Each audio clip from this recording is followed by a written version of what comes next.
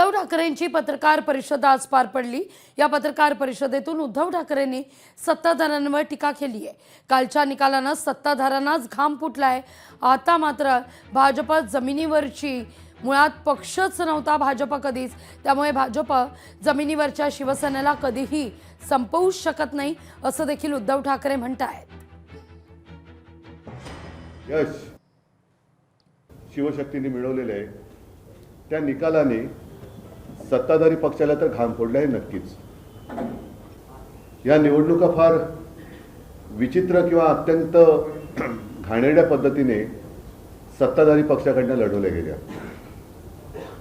जणू काही प्रत्येक निवडणूक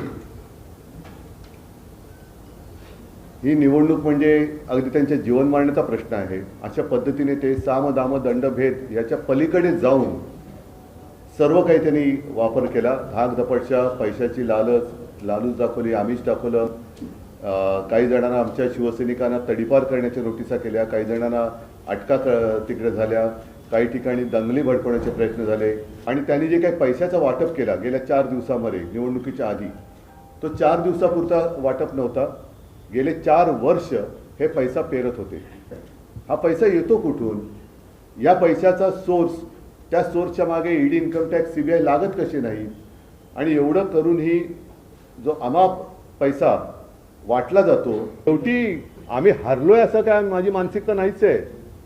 आम्ही हरलेलो नाहीच आहोत, कारण ज्या पद्धतीने ही निवडणूक ते लढले त्याला तोड उत्तर आम्ही दिलेले। थोडाफार फरक आहे, याचा अर्थ लगेच काही, आणि आता त्यांना टेन्शन आहे, कारण शेवटी एकदा फुटलेली, फोडून आणलेली माणसं ही टिकवण्याचं टेन्शन हे फोडणाऱ्याला जास्त असतं।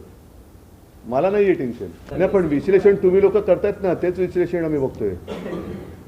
पण एकत्र आहोत, मी मागेच बोललो, एकत्र आलो ते एकत्र राहण्यासाठी होईल, सगळं होईल, सगळं होईल। लोकशाही मराठी ऐका, पहा, जागरूक रहा।